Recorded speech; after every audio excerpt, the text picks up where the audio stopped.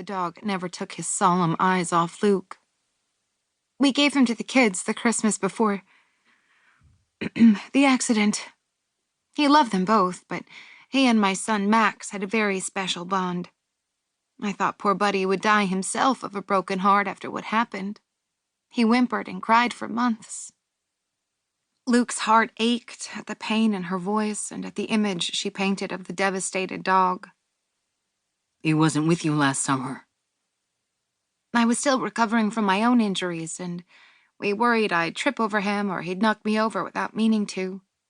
He stayed with our neighbors at home for a few months. I'm so glad to have him back with me now. The poor guy has been through a lot. So have you, Luke thought, but chose not to say, as if she needed the reminder.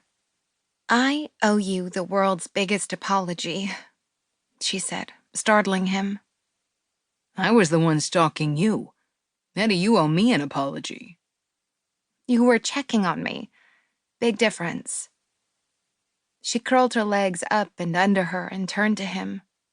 The apology I owe you is for 17 years ago. Oh, that. Yeah, that. Sydney. Luke. He cleared his throat and folded his hands tight in his lap.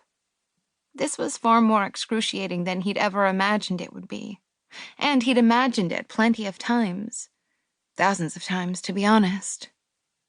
What he might say, what she might say, if either of them would have anything at all to say. Sorry, he said. Go ahead. What I did to you was unconscionable. I know it's no consolation, but I thought of you so many times. I wanted to write to you or call you or something. But what does one say in that situation? I'm really sorry I left for the school year and never came back? Would that have made anything better? It helps to know you thought of me. Oh, God, Luke, how could I not think of you?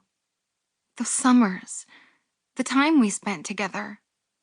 Other than when my kids were born, it was the most magical time of my entire life. No, he decided. This was far more excruciating than anything he'd ever imagined. If that's how you felt, then why? I was an idiot. Shocked by her bluntness, he gave up any pretense of trying not to stare at her. The thick strawberry blonde hair he'd loved running his fingers through was shorter than it used to be. But the summer freckles that had popped up on her nose after long days in the sun were still there. The bright blue eyes that had been so tragically sad last summer seemed to have recovered some of their sparkle.